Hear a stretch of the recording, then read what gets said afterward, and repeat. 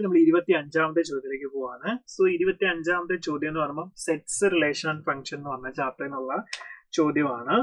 പക്ഷെ ഇതിനകത്ത് നമുക്ക് പെർമ്യൂട്ടേഷൻ്റെ ഈ കോൺസെപ്റ്റ് അപ്ലൈ ചെയ്യേണ്ടതായിട്ടും വരുന്നുണ്ട്. സോ നമുക്ക് സെറ്റ്സ് റിലേഷനകത്ത് ഇൻക്ലൂഡ് ചെയ്യാം. ഓക്കെ, സോ അപ്പൊ ഇത് നോക്കിക്കേ മക്കളെ, എസ് എന്ന് പറഞ്ഞൊരു സെറ്റ് തന്നിട്ടുണ്ട്. അത് P1, P2, P3 etcetera P10 വരെ എലമെന്റ്സ് തന്നിട്ടുണ്ട്. B the set of first 10 prime numbers. ആദ്യത്തെ 10 പ്രൈം നമ്പറുകളാണ് എസ് എന്ന് പറഞ്ഞ സെറ്റിനകത്ത് തന്നിരിക്കുന്നത്.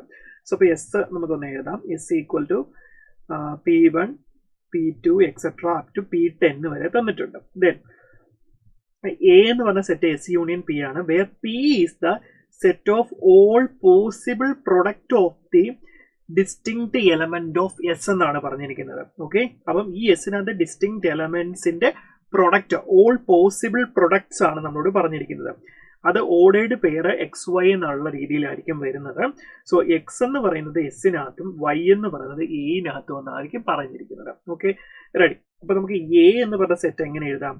Possible products. അപ്പൊ നമുക്ക് പോസിബിൾ പ്രൊഡക്ട്സ് എടുത്താൽ P1, P2 പോസിബിൾ പ്രൊഡക്ട്സ് എടുക്കാം. P1 ചേർത്ത് P1, P3 എടുക്കാം. P1, P4 എടുക്കാം. അങ്ങനെ വന്ന് P1ന്റെ എല്ലാം P1, P10 എന്ന് എടുക്കാം.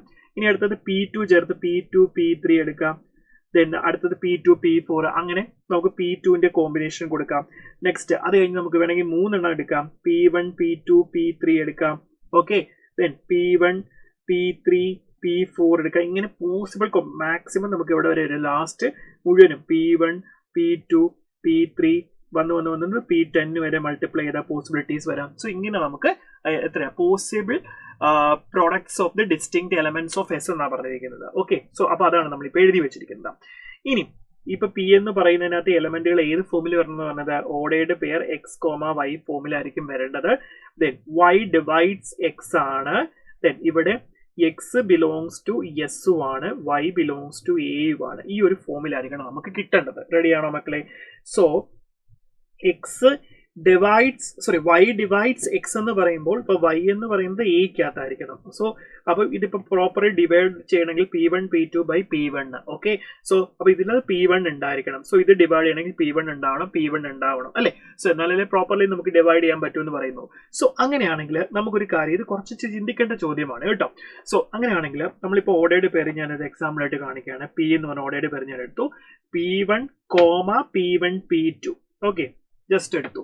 അതുപോലെ തന്നെ P2, P1, P2 ഞാൻ അങ്ങനെ എടുത്തു. ഓക്കെ, സോ ഇതിങ്ങനെ നമുക്ക് ഇഷ്ടം പോലെ വരും. സോ അങ്ങനെയാണെങ്കിൽ ഫസ്റ്റ് ഞാൻ എക്സ് എന്ന് പറഞ്ഞത് P1 ആയിട്ട് എടുത്തു. എക്സുകളെല്ലാം എവിടെയുള്ളതാ? എക്സുകളെല്ലാം എസിനകത്തുള്ളതാ. അപ്പൊ ഫസ്റ്റ് നമ്മൾ എന്ത് ചെയ്തു? എക്സ് P1 ആയിട്ട് എടുത്തു. റെഡിയാണല്ലോ? P1 പോസിബിലിറ്റി മാത്രം നമ്മൾ എടുത്തു. അങ്ങനെ P1, P2, P3, P4, P5 അങ്ങനെ P10 വരെ നമുക്ക് എടുക്കാം. നമ്മൾ ഒറ്റ പോസിബിലിറ്റി വെച്ചിട്ടാണ് ആൻസർ ഇപ്പൊ പറയുന്നത്. സോ എക്സ് P1 എടുക്കുകയാണെങ്കിൽ വൈ ഡിവൈഡ്സ് എക്സ് എന്നാണ് പറഞ്ഞിരിക്കുന്നത്. സോ അങ്ങനെ വൈ വരണമെങ്കിൽ എന്ത് വേണം നമുക്ക്? P1 ഉള്ള ഒരു എന്ത് വേണം? ഒരിത് വേണം അല്ലെ? P1 എത്ര എണ്ണം ഇതിനകത്ത് ഉണ്ടാവണം എന്നുള്ളതാണ് നമ്മൾ എന്ത് ചെയ്യുന്നത് നോക്കേണ്ടത്. റെഡി അല്ലേ?